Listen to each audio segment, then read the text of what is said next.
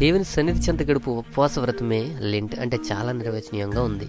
నేటి క్రైస్తత్వంలో ఫ్యాషన్ ఏంటంటే వాద ప్రతివాదనలు. ఆత్మల భారం లేనివాడు బలగుద్ది సమాధానం ఇస్తానంటాడు.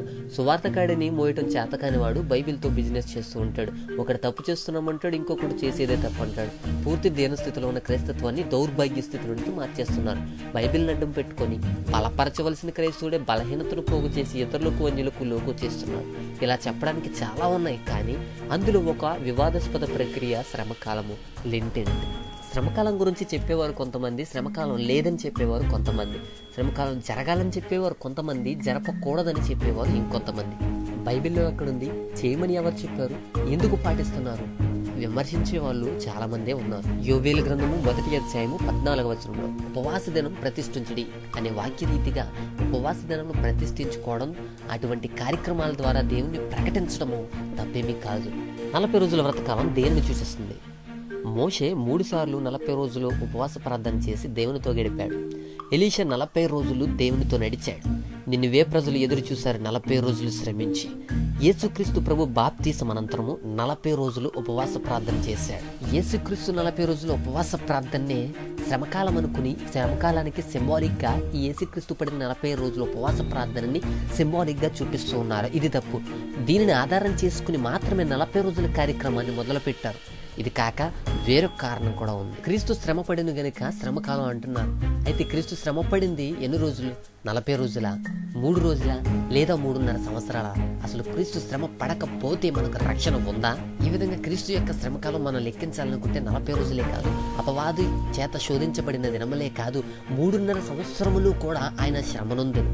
లూకా సువార్త 24వ అధ్యాయము 46వ వచనం నుండి, క్రీస్తు శ్రమపడి 3వ దినమున మృతులలో నుండి లేచుననియు యెరూషలేము మొదలుకొని సమస్త జనములలో ఆయన పేరుట మారు మనస్సును పాప క్షమాపణయు ప్రకటింపబడుననియు వ్రాయబడి ఉన్నది. ఈ వచనాన్ని చూస్తే క్రీస్తు శ్రమపడింది పునరుద్ధానుడు కాక మునుపు 3 రోజులు ఆయన శ్రమించి 3వ దినమున పునరుద్ధానుడై లేచాడు. ఆ శ్రమను ఆధారము చేసుకొని మారు మనస్సును పాప క్షమాపణయు ప్రకటించబడుచున్నదని వ్రాశారు. దాన్ని ప్రిపరేషన్ ఫినాన్స్ అంటారు, సిద్ధపాటు, ప్రాయశ్చిత్తము. ఇలాంటి కాలానికి సంబంధించి మరో ముఖ్య విషయం దాగుని ఉంది. హెబ్రీ క్యాలెండర్ ప్రకారం మొదటి నెల నీసాను మాసం, దీనిని అబీబ్ నెల అని కూడా అంటారు. ఈ కాలంలో 2 పండుగలు ఉంటాయి. మొదటిది పస్కా పండుగ, రెండవది పులియని రొట్టెల పండుగ. పస్కా పండుగను క్రీస్తు సమయంలో కూడా ఆచరించారు. లూకా సువార్త 22వ అధ్యాయంలో చూస్తే నీసాను మాసం 14వ రోజు నుండి 21వ రోజు వరకు మొత్తం 7 రోజులు ఈ పండుగ జరుగుతుంది. మన క్యాలెండర్ ప్రకారం ఈ కాలం మార్చి ఏప్రిల్లో ఉంటుంది. అలాగే పులియని రొట్టెల పండుగ 7 రోజులు జరుగుతుంది. దీనిని లూకా సువార్త 22వ అధ్యాయం, నిర్గమకాండం 12వ అధ్యాయం, ఇంకా అనేక వచనాల్లో మనం చూడొచ్చు. ఈ పస్కా దినాలని మెస్సియ మరణ దినం వరకు సాదృశ్యము గనుక 7 రోజుల నుండి మెస్సియ మరణ దినం వరకు కూడా పెంచారు. రొట్టె ద్రాక్షరసం తీసుకుంటూ పాద ప్రక్షాళనతో ఆచరించదగిన పండుగ. మోషే కాలం నుండి క్రీస్తు కాలం వరకు ఈ పస్కా పులియని రొట్టెల పండుగలు ఆచరించారు. తర్వాత కూడా ఆచరించారు. క్రీస్తు మరణ దినం వరకు దీన్ని పొడిగించారు. పస్కా గొర్రెపిల్లగా క్రీస్తు మారి వధించబడ్డాడు గనుక క్రీస్తును ప్రకటిస్తూ పండుగలు జరుపుతున్నారు. ఈ పండుగలు క్రీస్తును అనుసరిస్తూ జరపబడుతున్నాయి. అయితే యేసుక్రీస్తు శ్రమ పడటం నిజమే, కానీ మనల్ని శ్రమల నుండి విమోచించడానికి తప్ప మనల్ని శ్రమల పాలు చేయడానికి కాదు. కానీ మనం మాత్రం యావత్ క్రైస్తత్వాన్ని, సమాజాన్ని కూడా శ్రమల పాలు చేస్తున్నాం. ఈ లెంటులో 40 రోజులు బలపరిచేయడం అంటే 40 గొప్ప ఆయుధాలు. అసలు ఎందుకు ఆచరించాలి, ఎందుకు ఆచరించకూడదు? విశ్రాంతి దినం తప్ప వేరొక రోజు మందిరానికి రావద్దనా, లేదా ఇంకో రోజు ప్రార్థించడానికి కుదరదనా? 40 దినాలు ప్రతిష్ఠించుకోవడం తప్పే ఉంది. దానివల్ల మంచి జరుగుతుందా, చెడు జరుగుతుందా? లోకములో ఎక్కడ లేనటువంటి గొప్ప సంపాదన ఆత్మల సంపాదన. ఈ 40 దినాలు ఆత్మల సంపాదనకు, ఆత్మల భారానికి పాల్పడవా? ఆత్మీయులకు బలం చేకూర్చవా? దేవుని యొక్క కాపుదల, అనుగ్రహం పొందుకోవడానికి, దేవుని మహిమపరచడానికి ఈ 40 దినాలు ఉపయోగపడవా? ఈ 40 దినాలు ప్రతిష్ఠిత చేసుకుని ఈ కార్యక్రమం ద్వారా దేవుని మహిమపరచడము, దేవుని స్తుతించడము, ఆరాధించడము, అలాగే మన అవసరతల కొరకు దేవునికి ప్రార్థన చేయడము ఇదేమైనా అపరాధమా అండి? లూకా సువార్త 24వ అధ్యాయం ప్రకారము మారు మనసు పాప క్షమాపణయు ప్రకటించబడాలి కనుక సిద్ధపాటు పడడానికి, ప్రాయశ్చిత్తం పొందడానికి ఎంతగానో ఉపయోగపడుతుంది. ప్రయాసపడుచున్న సమస్త జనులారా నా యొద్దకు రండి, నేను మీకు విశ్రాంతిని కలగ చేస్తాననే వాగ్దానం రీతిగా కుటుంబాలు మనశ్శాంతి దొరుకుతుంది, విశ్రాంతి దొరుకుతుంది, మనలో విశ్వాసం పెరుగుతుంది. ప్రార్థన పరులు ప్రార్థన శక్తి పెరుగుతుంది.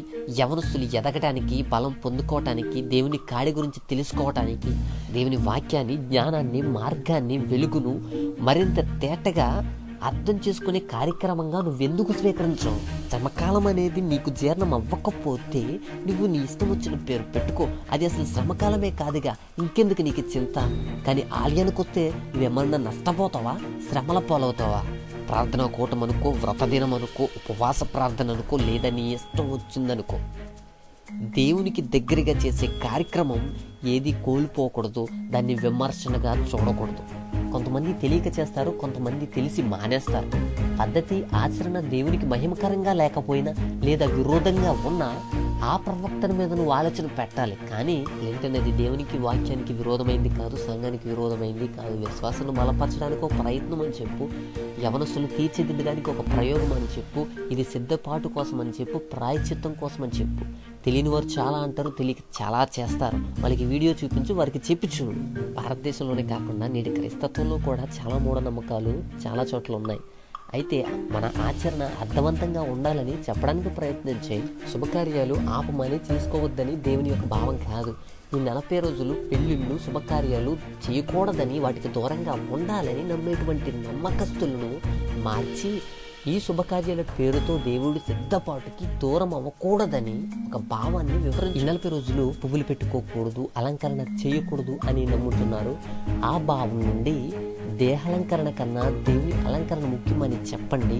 ఉపవాస ప్రార్థనలు జరిగేటప్పుడు, ప్రార్థనకు వచ్చేటప్పుడు, ఆరాధన జరిగేటప్పుడు ఈ అలంకరణ మీద దృష్టి పెడితే దానికి జరిగేటువంటి పరిణామాల గురించి చెప్పండి. నాన్ వెజ్ తినకూడదని, మాంసాహారాలకు దూరంగా ఉండాలని ఇంకొక భావన కూడా ఉంది.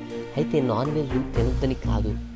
నాన్ వెజ్ తిన్నవాడు, మాంసాహారాలను తిన్నవాడు ఆలయానికి వచ్చిన, ప్రార్థన చేసిన, ఉపవాస ప్రార్థనలో పాల్గొన్న వాడి యొక్క దేహము పరిపూర్ణముగా ఉండదు. అంత మాత్రమే కాదు, ప్రార్థన చేయలేడు, పరిపూర్ణముగా ఆరాధన చేయలేడు, పూర్తి మనస్సును పెట్టలేడు, ఆత్మ బలహీనమైపోతుంది.